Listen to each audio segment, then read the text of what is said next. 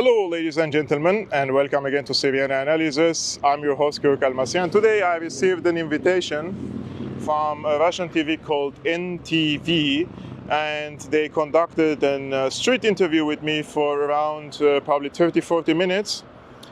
And I recorded this interview on my own camera. And of course, they're going to show it on their TV channel. Probably they're going to edit it and show a few parts of it. But I recorded the entire thing. It's about the recent developments in the Middle East, and especially the protests happening nowadays in Israel, the probability of a regional war in the region and World War III on the global scale, multipolarity breaks, the shift to the multipolar world, etc. So I recorded this all on my camera, and from now on you're going to watch the interview. So if you see me looking like some other place, just don't, it's not weird. I was just recording it. So enjoy.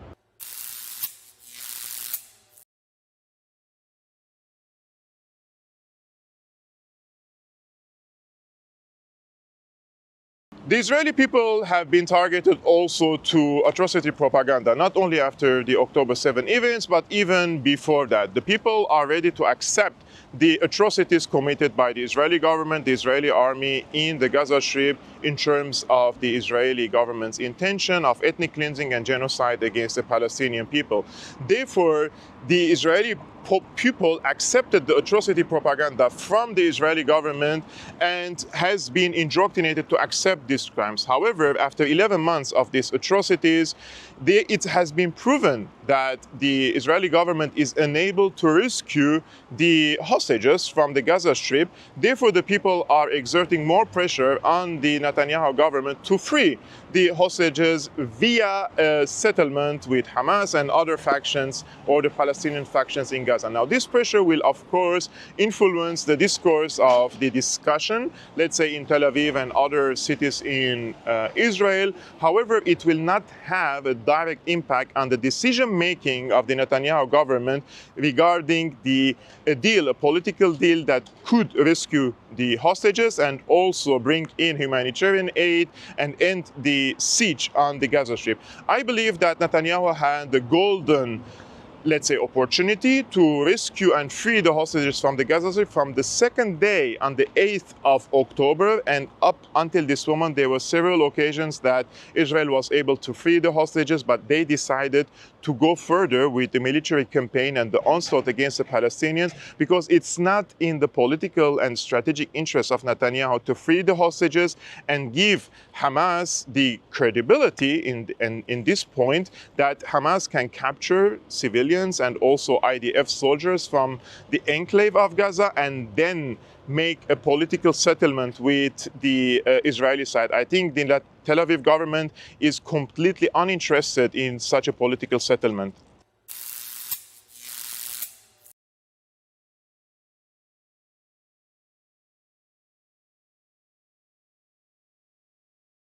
Every objective observer and the Middle East expert knows that were it not for the weapons of the United States and the UK to Israel, the Israeli government cannot sustain these military operations there.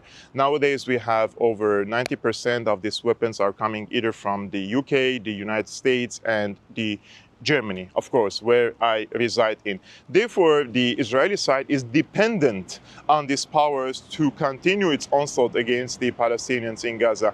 And in this context, when the Biden administration wants to exert a political pressure on the Netanyahu government and blame Netanyahu for not reaching to a ceasefire agreement up until this moment, he can also blame himself on this because Biden has the cards to play against Netanyahu. He has all the political leverage, the military leverage over the Israeli government in order to force Tel Aviv to accept a ceasefire in exchange for freeing the hostages and also lifting the siege on the Gaza Strip and entering the humanitarian aid to the Gaza Strip. Therefore, I truly see that this is only for political consumption and also for media consumption. We have to know that in November there are elections in the United States, and therefore the Biden administration is trying to pretend that it cares about the humanitarian situation in Gaza and also exerting pressure on the Netanyahu government.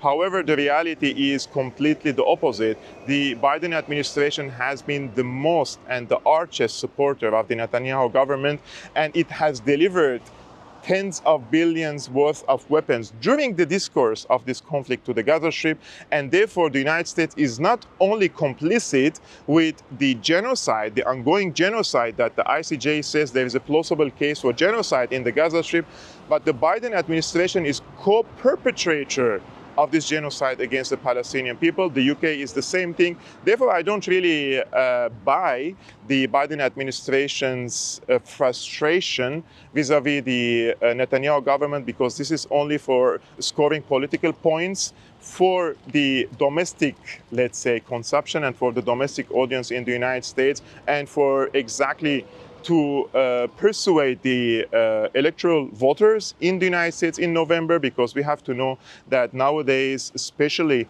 in the grassroots and especially in the younger generation of the Democratic, let's say, party, lots of people, and especially the younger generation, are pro-Palestinian, and they are refusing nowadays to vote for the Biden administration or for Kamala Harris in this regard.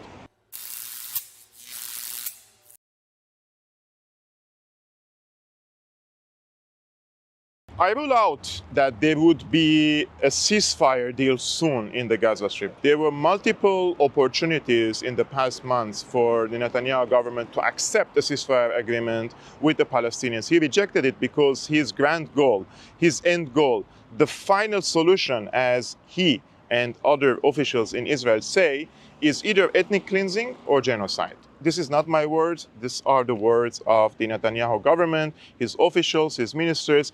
And at the beginning, after the October 7th, they tried to persuade the Egyptian side to receive 2.2 million Palestinians in Sinai. And in Sinai, they wanted to build what is called tent cities and then export them to Europe like a refugee program facilitated by the UN in this case. However, when Egypt rejected that offer, then the Netanyahu government waged a genocidal war against the Palestinians. Why? Because he wants to make Gaza uninhabitable for the Palestinians, so that even if the acts of hostilities are over tomorrow, the Palestinians have nowhere to go. They don't have, there is no standing building, they don't have clean water, they don't have electricity, they don't have hospitals, they don't have roads. There is nothing that a human being in a 21st century needs exists in the Gaza Strip. Therefore, I rule out the possibility that Netanyahu would accept a ceasefire agreement anytime soon, because he's thinking bigger. He wants for the Palestinians to be removed from the Gaza Strip and being deported to other places. And if this strategy doesn't work, then he wants to make sure that the Gaza Strip is hell on earth and it's uninhabitable for the Palestinians.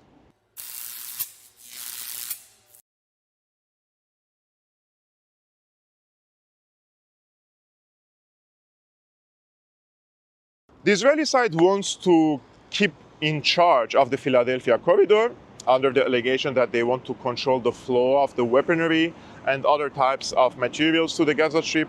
However, we have to be objective in this case, because the moment the Israelis occupy the Philadelphia, this will also violate the accords, the Camp David Accords between Egypt and the Israeli side, because the Israelis have no legal right to be stationed there. This is one.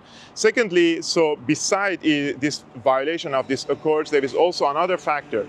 When you occupy an area as an Israeli occupation army, you may occupy this piece of geography. However, what is very difficult to do is to sustain the occupation, is to keep the occupation, is to keep your army posted there, to establish a military post that is sustainable and also immune against attacks from the Palestinian side. And I believe when the Israelis occupy the Philadelphia corridor on a long term, and when the situation in the Gaza Strip is stabilized or relatively stabilized, the Hamas will refocus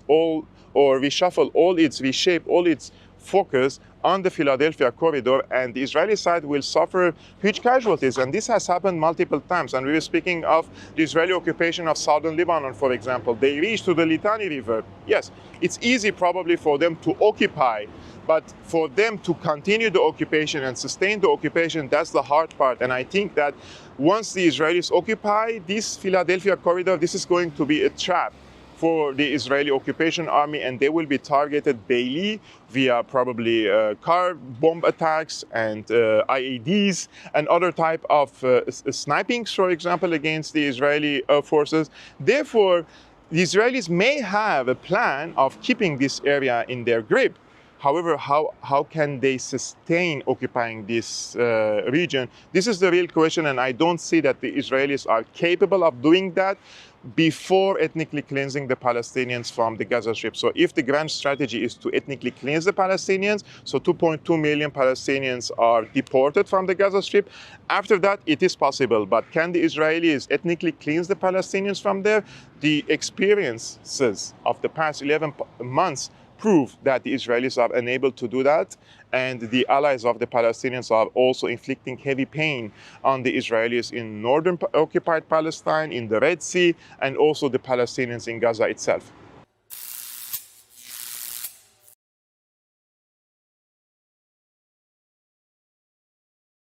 Netanyahu wants the Gaza Strip for a very simple reason. Netanyahu knows that Israel is an apartheid state, and this is the conclusion of several human rights organizations. They say that Israel is an apartheid state, and the historical experiences, the cycle of these historical experiences, the previous apartheid systems, the racial discriminations, have all proven to be unsustainable in the long run. And Israel and Netanyahu know that in the long run or in the medium run, this apartheid system will collapse and they cannot really continue discriminating against the Palestinians. So in the future, they see that while this is, because this is unsustainable, they want to create a one-state solution, one Israeli country for all, the Palestinians and the Jewish people, but because the Palestinians' birth rate is higher, and because the Palestinians will be a bigger community in quantities, let's say in numbers in the future,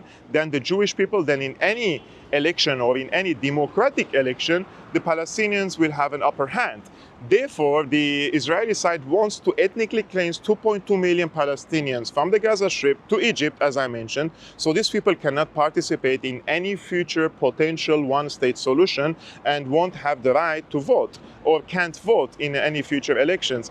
And this comes also the question, here comes the question, what is going to happen to the Palestinians in West Bank? In my opinion, there is going to be huge pressure on them as well, and the attacks of the Zionist radical settlers will increase against the indigenous people, the Palestinians in the West Bank, in order also to make their lives hell on earth and force them to leave the West Bank on the long run. And when that happens, Israel doesn't have any Palestinians left in the historic Palestine. So the grand goal, the end goal, is ethnic cleansing of the Palestinians, and